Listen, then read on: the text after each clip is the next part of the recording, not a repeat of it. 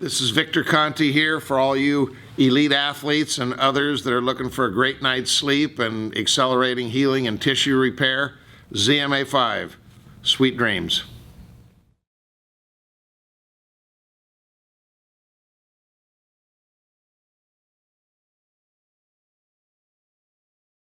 Yeah, Saturday night, great event, but a real salute to boxing. Boxing, thanks to ESPN, is now becoming once again the major sport that it was when I first started promoting, almost 55 years ago. Boxing is part of the DNA of this building, Christina. I remember when they opened this building, one of the first events was a heavyweight championship fight between the great Smoking Joe Frazier and Mathis, a big heavyweight. And Frazier won that fight. And the second fight on the card was a classic middleweight championship match between Nino Benvenuti of Italy and the great Emil Griffith, and Benvenuti won that fight. That started boxing in this building. Everybody remembers a lot of the old fights which took place in the old Madison Square Garden. But this building, this Madison Square Garden, all the great fighters fight here because it is symbolic of the sport of boxing. And the card that we have on Saturday night is a stellar one.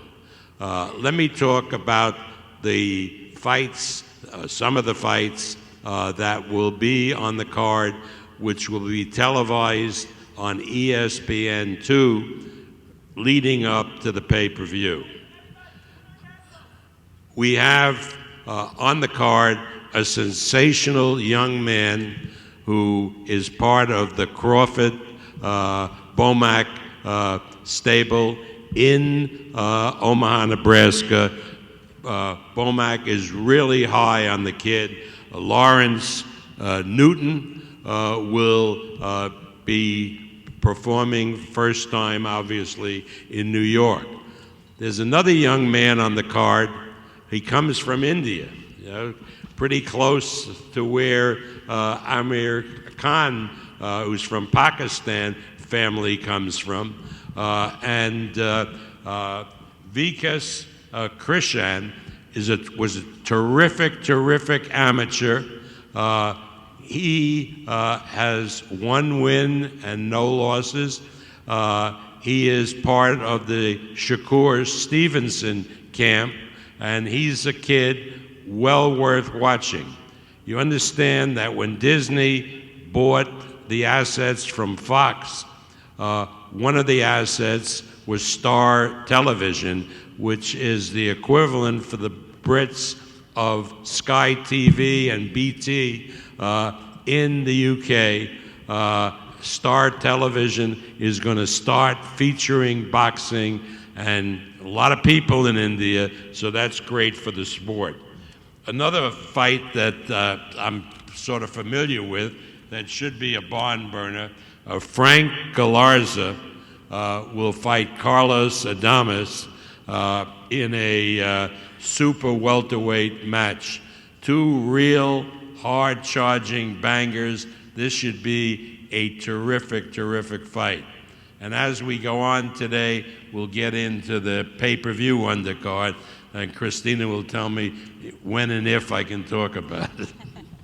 Yes, and as Bob mentioned, also the fighters on the undercard, obviously not up here on the dais today, but the other three pay-per-view fighters will be available for media after today's press conference, and also tomorrow we have roundtables set up for all the media with those fighters, so you can get your one-on-one interviews with them tomorrow at the hotel as well.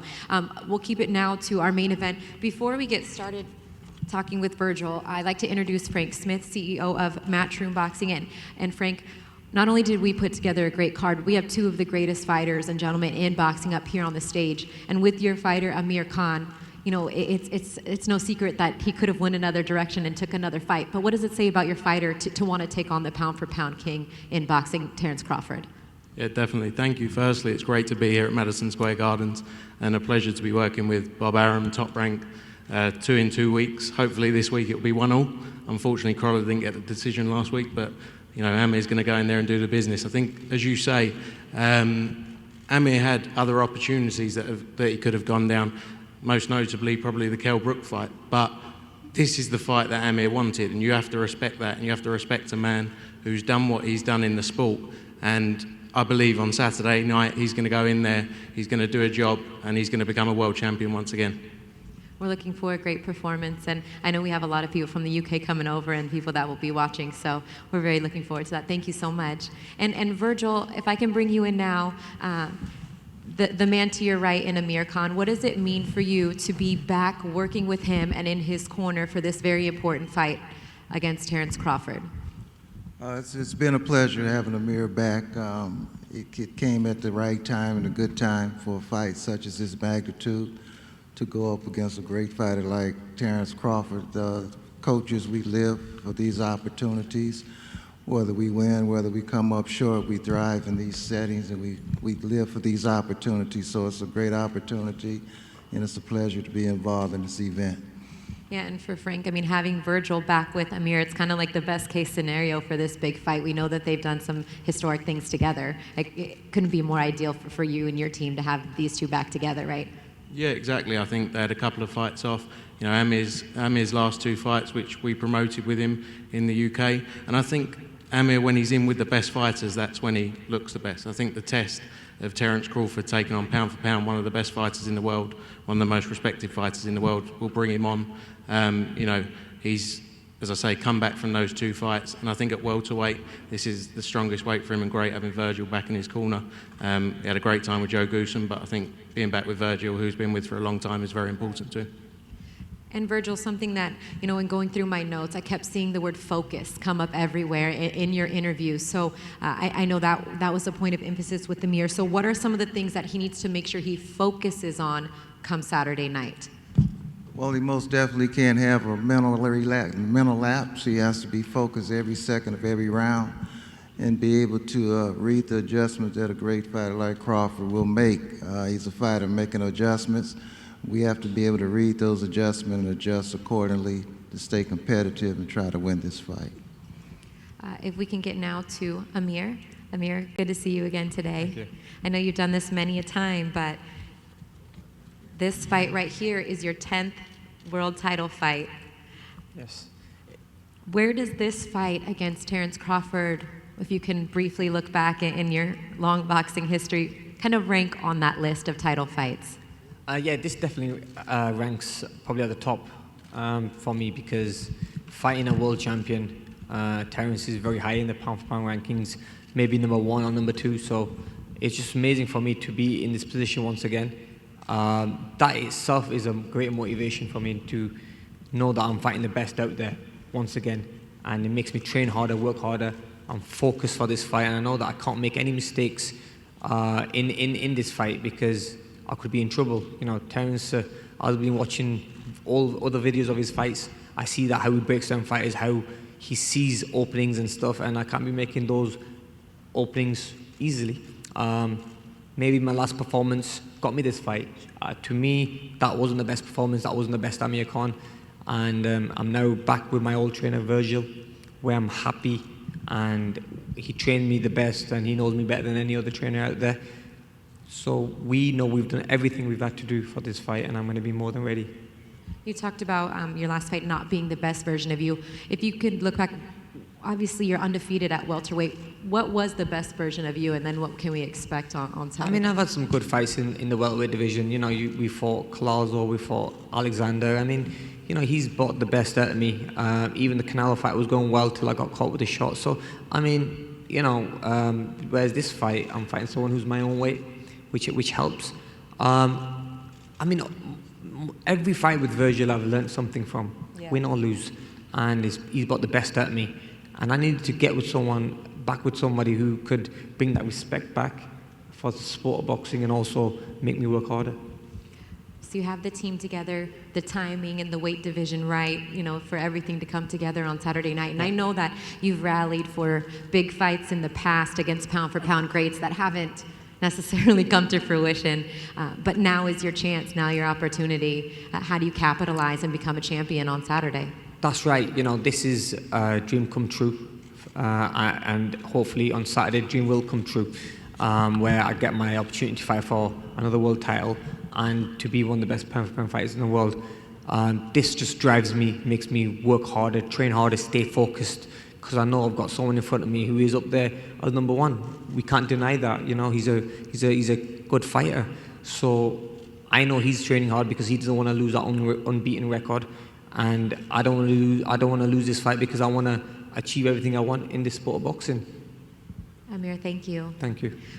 Bob, the man to your right, here we go back-to-back weekends. We had Vasily Lomachenko last weekend and now Terence Crawford. People go back and forth about number one, number two, pound for pound. But at the end of the day, it's about the best fighters fighting on the biggest platform and getting the best opportunity, and we've done that with Terence Crawford. What do you think that the public and the fans are going to see from Crawford on this biggest stage of boxing on Saturday night? I don't have to talk about what the public is going to see from Terence Crawford. Anybody who knows anything in boxing knows that Terence Crawford comes along very, very seldom in a generation. I look at him as the guy, the closest that I remember that I promoted was the great Sugar Ray Leonard. Terence reminds me of Sugar Ray Leonard. I'm not going to get into who would win if they fought each other, because that ain't going to happen. But Terence is really something special, and I'm so delighted that we've been able to arrange this fight with Terence against Amir Khan, who I think I've always been an admirer of Amir Khan. Tremendous, tremendous fighter. I know Amir remembers the time I spent with him and his family when you were in Manny Pacquiao's training camp. So I know what he brings to this party, and I am really looking forward to performances by two great fighters, a generational talent in Terence Crawford and one of the best fighters that I've ever seen in Amir Khan. I remember how brilliant he was in the amateurs and how he boxes to perfection. Great, great fight on Saturday night. And the man getting the pound-for-pound king ready for this fight amongst your entire team is right here to my left, Brian Bomac McIntyre. We're used to holding these mics and calling fights, but you've been quite busy in the past 8 weeks or so getting your fighter and your team ready for this. But couple little cool things you did a little bit different in this camp. I heard through the grapevine that you had spent some time at an astronaut training center doing some different things. Is that correct? Yeah, we took a little time during the week to go out to the Air Force Academy out there in Colorado Springs and work on some hand and eye coordination with Terence, because I think it's very important that he's aware with Amir Khan because of Khan's speed and how fast he is and what he can do in the ring. So I felt like this elevate Terrence's IQ more than what it really is, and so we can be ready. You are not only a trainer and a manager and a commentator now, but you're a student of the game, always studying, always learning. When you look at Amir Khan's career and what he brings to the table, what are some of the things that you feel like were points of emphasis that you worked on with Terence specifically for Amir in this camp? Well, I'll keep that quiet for right now because of the simple fact that until we step in the ring, Terence will show it all come Saturday. Lastly, you always kind of look across from you, not only at the opponent, but the trainer, and you have a legendary trainer here in Virgil Hunter that you're going to be across the ring from. What does that mean to you? You know, we talked about this before, just about not only going against the fighter, but the mental aspect of going against another top trainer in the game. It's an honor. It's an honor to be across the ring from Virgil Hunter. And I will tell Virgil and everybody in the world, I'll listen to him as, he's with Andre Ward or any other fighters that he was with. As you say, a student of the game, you go back and try to listen to the trainers and see what they tell them in the corner and try to see if the fighters can go out there and do it. And also listen to him while he was with Amir Khan in the fights that he had, and Amir performed very, very well. So, I kept that in mind, and I also kept in mind that I'm glad Amir went back in with Virgil Hunter, because, I don't want him to have no excuses when Terence start touching him. Understood. Now, Terence, how you doing? I'm good. You two, I asked Amir, and you two are a fighter that fights for your legacy, and you have had some big names on your resume, but where does this fight, and more importantly, a win in this fight, what does that mean for your legacy, or is it just another fight to you? I don't believe no fight that I fight is just another fight for me. I believe all the fights that I fight from here on out is for my legacy. That's why I want the biggest fights out there. Amir Khan name came up because he was the next best welterweight in the division. I could have easily took Collazo. Like he said, he could have took another fight with Kell Brook. I could have took Collazo, but that wasn't the job that I really wanted to take. So Amir Khan is a great fighter. I can't take nothing away from him. He's done a lot in the sport of boxing. He has a big name. He's undefeated at the welterweight division. So why not take another step up? And it seems like no matter who you fight and who you've beat, obviously being undefeated, everybody always has something to say after the fight about maybe they were overrated, or maybe they weren't as good as we thought that they were, or maybe people think Amir has no chance in this fight. Does that bother you that you don't really get the credit you deserve when the fights are all said and done, despite the hype before the fight? Sometimes it bothers me, but that just shows how dominant I am. When you got undefeated gold medalists and you got undefeated world champions, that before the fight, a lot of writers and fans think that they're going to steamroll me, or they too big for me, or this is going to be the toughest fight of my career. And after the fight, they say, oh, well, he wasn't that good. He was a stand-up fighter, or he was slow, or we knew you was going to do this. We just had to hype up the fight. So now they discredit me.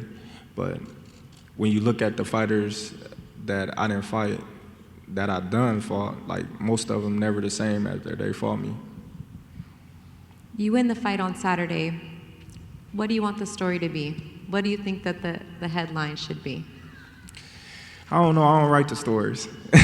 You do, actually. Just I don't not write with the pen. stories. I just want people to respect me for my talent and the skills that I have, and the willingness to go in there and fight any and everybody that's available.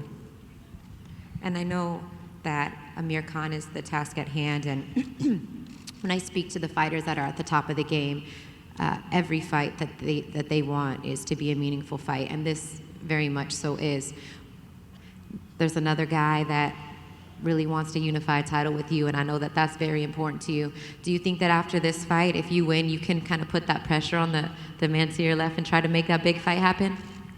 Man, listen, I can put pressure, I can put a gun to their head, but that still ain't gonna make the fight happen. They gonna make the fight happen when they want it to happen. I didn't put pressure on them for years with the Pacquiao fight, and the Pacquiao fight never happened. So it's not my job to worry about that. I just have to keep fighting the fights that they put in front of me and feed my family. And that's indeed what you fight for at the end of the day anyway. That's facts. All right. Bob, anything else you'd like to say as we wrap up here with the main event? When we wrap up the main event, it's going to be a great fight. I mean, really, truly a great fight. As an old guy, which I admit I am, I've promoted a lot of great fights in the welterweight division, and they were so good that I remember them to this day. I remember Ray Leonard and Roberto Duran in a rainy outdoor or stadium in Montreal. I remember when Tommy and Ray fought for the first time. Those were classic fights that people remember. What happened, how one fighter was up ahead and the other fighter came back. That's part of history in sports, and it's the lore of boxing. I promise you that this fight Saturday night between the champion Terence Crawford and the challenger Amir Khan will be one of those fights. And people, years from now, long after I'm gone, will remember this fight as a classic fight, and they'll relive it and tell it what happened to their children and grandchildren.